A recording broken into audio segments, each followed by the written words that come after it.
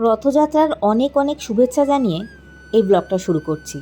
আশা করছি আপনারা সকলেই খুব ভালো আছেন। আমরাও খুব ভালো আছি। এই জগন্নাথ দেব যাদের আপনারা দেখছেন, এনাদের আমরা নিয়ে এসেছিলাম 2009 সালে পুরীর থেকে। উপলক্ষ ছিল আমার ছেলের রথ টানা, কারণ তখন ও ছোট ছিল আর প্রতি বছরই ওকে রথ সাজিয়ে দেওয়া হতো। সেই কারণেই এনাদের আমাদের বাড়িতে আবির্ভাব ঘটে। আর তারপরের থেকে এনারা স্থান পেয়ে যান আমাদের ঠাকুর ঘরে, ঠাকুরের আসনে। প্রত্যেক দিন নিত্য পুজোয় এনাদেরকে চন্দন, সিঁদুর এই সমস্ত পরানোর দরুন বড্ড নোংরা হয়ে গেছিল। দেখতে কেমন একটা লাগছিল সেটা তো দেখেই বোঝা যাচ্ছে। তাই ভেবেছি একটু নতুন করে ওনাদেরকে সাজাই।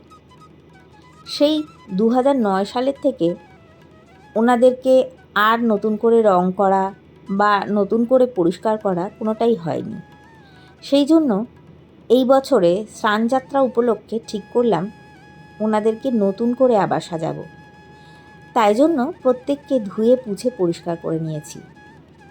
তখনই আমি দেখতে পাই যে ওনাদের কারোর গায়ে কাগজ লাগানো, তাও আবার মাটি আর বালি দিয়ে। যখন এটা আমি দেখতে পেলাম তখন বুঝলাম যে এর ভেতরে এবড়ো খেবড়ো হয়ে যাওয়া অংশগুলোতে কাগজ লেপে দিয়েছিল। তবে এখন যখন কাগজগুলো উঠে গেছে আবার সেই এবড়ো খেবড়ো জায়গাগুলো বেরিয়ে পড়েছে। তাহলে আমি রং করব কী করে? ঠিক সেই কারণে আমি একটা অ্যাক্রেলিক পুট্টি নিয়ে এসেছি, ওয়াল পুট্টি, যেটা এশিয়ান পেন্টসের। এটাকে দিয়ে আমি ওনাদের ভালো করে আগে মেরামত করে নেব, যাতে কোনো এবড়ো খেবড়ো জায়গা না থাকে। হাতে তুলে নিলাম একটা অস্ত্র বলছি বলে ভয় পাবেন না, এটাকে স্প্যাচুলা বলে। যারা অবশ্য পেন্টিং করেন বা ক্রাফট করেন তারা কিন্তু এটা সম্বন্ধে খুব ভালো করেই জানেন। তো এখন ঝটপট করে আমি বেসটা তৈরি করে নিচ্ছি। মাঝে মাঝে এই কাজগুলো করতে করতে মনে হয় জীবনটাকেও এইভাবে সুন্দর করে কিন্তু রিপেয়ার করে নেওয়া যায়।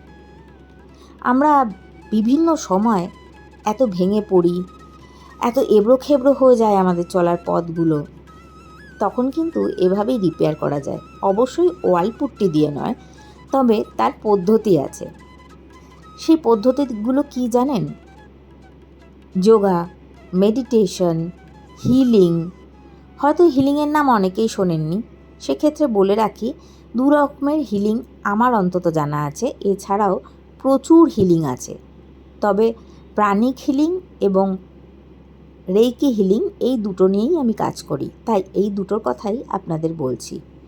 অসাধারণ কাজ এগুলোতে হয়, অসম্ভব ভালো হিলিং হয়। ঠিক যেভাবে আমার এই জগন্নাথ দেবেদের সুন্দর করে আমি রিপেয়ার করে নিচ্ছি সেইভাবে। দেখুন, কথা বলতে বলতে আমার কিন্তু বেসটা তৈরি করা হয়ে গেছে। আমাকে প্রত্যেক কটা দিন ধৈর্য ধরে ধরে এই কাজগুলো করতে হয়েছে। এটা কিন্তু কখনোই একটা দিনের কাজ নয়। এই 10 মিনিটের ভিডিওতে কখনোই পুরোটা দেখানো সম্ভব নয়, তাই এডিট করে এটাকে ছোট করতে হয়েছে। সেই জন্য মনে হচ্ছে কাজটা বুঝি খুব সহজ, তা কিন্তু একেবারেই নয়। আমার হাতের অবস্থা দেখেই বুঝতে পারছেন যে কী হাল হয় যখন খুব সুন্দর করে একটা পুরনো জিনিসকে নতুন করে আমরা গড়তে চাই। এই ভাঙা গড়ার খেলায় যেইটুকুনি আমাদের সমস্যা মুখোমুখি হতে হয়, সেই সমস্যাগুলোকে আমরা চেষ্টা করি যেন এড়িয়ে যাই, অথবা কমপ্লেনিং মুডে চলে আসি। বলতে থাকি, কেন আমার সাথে এরকম হলো, কেন বারবার এরকম হচ্ছে। কিন্তু আমাদের জীবনের শিক্ষাগুলো এর ভেতরেই লুকিয়ে আছে, সেটা আমরা বুঝি না, অথবা বুঝেও অবুঝ হয়ে থাকি। তাই বারবার এই সমস্যার সম্মুখীন হতে হয়। তার থেকে ভালো খুব সুন্দর করে নিজের লাইফটাকে রিপেয়ার করে নিন, হিলিং করুন। কোথায় কোথায় ভুল হচ্ছে আগে ডায়েরিতে নোট করে নিন, তারপরে সুন্দর করে সেই জায়গাগুলোকে শুধরান। দেখবেন নিজেকে পরিবর্তনের সাথে সাথে আপনার চারপাশটা কি সুন্দরভাবে বদলে গেছে। তখন আর মানুষ আপনাকে কটাক্ষ করছে না, আপনার কাজগুলো খুব সহজে হয়ে যাচ্ছে, আপনি যা যা চাইছেন ঠিক তেমনটাই হচ্ছে। সব পজিটিভ হতে শুরু করবে। একবার ভালো করে নিজের মাথাটাকে ঠান্ডা করে নিজের সাথে কানেক্ট করুন। তবে এই কানেক্ট করার জন্য আপনাদের কিন্তু যোগা করাটা খুব জরুরি। মেডিটেশন, যোগা আর প্রাণায়ামা এটাই কিন্তু আপনার সাথে আপনার আত্মার মিলন ঘটাবে। মাঝে মাঝে মনে হয় এটা আবার কী ধরনের কথা, আমারই আত্মার সাথে আমার কিভাবে মিলন হবে? কারণ আমরা এই যে দেহে ঢুকে আছি, আমরা কখনোই নিজেদের নিয়ে সচেতন না। আমরা সব সময় কে কী বলল, কে কোথায় গেল, কি হলো, কে কী খেলো, এই ভাবনা নিয়েই ভাবতে ব্যস্ত। সেই জন্য আমরা নিজেদেরকে ভাবি না যে আমার ভেতরে কী ধরনের অনুভূতি চলছে, আমার ঠিক কী করা উচিত এখন। সেই কারণে দৌড়ে বেড়াই এর কাছ থেকে উপদেশের জন্য, ওর কাছ থেকে উপদেশের জন্য। আপনার জন্য যদি কেউ সঠিকটা ভাবতে পারে, সেটা কিন্তু সবার আগে আপনি নিজেই। কিন্তু আমরা কি করি? আমরা নিজেকে গুরুত্ব দিই না। বাহ্যিক জগতে আমরা এত বেশি ব্যস্ত, তাই নিজেদের সাথে কানেক্ট করতেই ভুলে গেছি। ঠিক সেই কারণেই বলছি বারবার করে, নিজেকে শান্ত করুন। এত বেশি উত্তেজিত হয়ে পড়বেন না যে কোনো জিনিসে।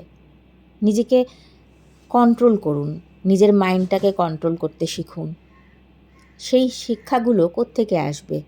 যখন আপনি মেডিটেশন করবেন, ভালো বই পড়বেন, যোগা করবেন, প্রাত্যহিক দৈনন্দিন জীবনে আপনি প্রার্থনাকে আপনার জীবনসঙ্গী করবেন। ঠিক তখনই আপনি আপনার জীবনটাকে সুন্দরভাবে গোছাতে পারবেন। ঠিক যেভাবে আস্তে আস্তে আমার জগন্নাথ দেব সুন্দর একটা রূপ নিচ্ছে। এইভাবে কথা বলতে বলতে কিন্তু কাজ আমি অনেকটাই এগিয়ে ফেলেছি। আজ কিন্তু প্রায় 4 দিন হয়ে গেল এই কাজটা নিয়ে আমার চলছে। কারণ একটা পর্ব সম্পূর্ণভাবে না শুকিয়ে তারপরে পরবর্তী পর্যায়ে কিন্তু আমি কখনোই যেতে পারিনি। একটা রং দেওয়ার পর সেটাকে আমাকে অপেক্ষা করতে হয়েছে শুকানোর জন্য। তারপরেই কিন্তু আমি বাকিটা করতে পেরেছি। সুতরাং একটু ধৈর্য ধরে নিজের জীবনটাকে সুন্দর করে গোছান। নতুন কিছু শিখুন। শেখার কোনো শেষ নেই, শেখার কোনো বয়স নেই। আপনি যত দিন শিখবেন তত দিন আপনার ব্রেন গ্রো করতে থাকবে, তত দিন আপনি খুশিতে ডগমগ করতে থাকবেন। শেখা প্রত্যেক কটা মানুষের জন্য ভীষণ ইম্পর্ট্যান্ট, প্রত্যেক বয়সেই। সুতরাং অপেক্ষা না করে যেটা ভালো লাগে ঠিক সেটাই করতে শুরু করুন। হ্যাঁ, নিশ্চয়ই এক্ষেত্রে আমি মনে করি যে আমাদের সাংসারিক কর্মজীবনের প্রত্যেকের বিভিন্ন রকমের দায় দায়িত্ব আছে। সেগুলো পালন করার পরেও কিন্তু নিজেদের শখ আহ্লাদগুলো মেটানো যায়, সুন্দরভাবে নিজেকে তৈরি করা যায়। প্রত্যেকের কথায় এত বেশি গুরুত্ব দেওয়া বা প্রত্যেক কটা ঘটনাতে এত বেশি রিয়্যাক্ট করার কোনো প্রয়োজন নেই।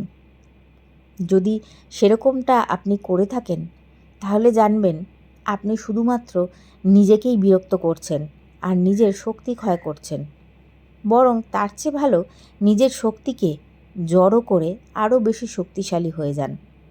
যেই যেই জায়গাগুলো আপনি দুর্বল সেই জায়গাগুলো ডায়েরিতে লিখে সেই জায়গাগুলোকেই আপনি রিপেয়ার করে ফেলুন। বেশ কিছুটা সময় যখন আপনি এভাবে অতিবাহিত করবেন নিজেকে রিপেয়ার করতে, নিজেকে সুন্দর করে গড়তে, তারপর মাস 6 বা 1 বছর বাদে দেখবেন আপনি ঠিক এভাবেই পরিবর্তিত হয়ে গেছেন প্রায় 180 ডিগ্রি। যেভাবে আমার এই জগন্নাথ দেব সুন্দরভাবে নতুন করে সেজে উঠেছে। ভিডিওর একেবারে শুরুর দিকে গিয়ে একবার দেখুন যে কীরকম চেহারা এনাদের ছিল আর এখন কীরকম হলো। আজকে রথের দিন, তাই সুন্দর করে জামা কাপড় পরিয়ে রেডি করিয়ে পুজো করেছি। খুব সুন্দর লাগছে। আপনাদের কেমন লাগছে জানাবেন। গল্প করতে করতে আমার কাজ কিন্তু প্রায় শেষই হয়ে গেল। প্রায় কেন বলবো, পুরোটাই শেষ হয়ে গেল। পুজোও কমপ্লিট হয়ে গেছে। আর বাইরে দেখুন ঝলমলে রোদ। রথের দিন রোদ থাকলে কি হবে, ঠিক যে কোনো একটা সময় বৃষ্টি কিন্তু হবেই। আশা করছি আপনাদের বাড়ির বাচ্চারাও রথ টানবে, আমার ছেলে এখন বড় হয়ে গেছে, তাই আর রথ টানে না।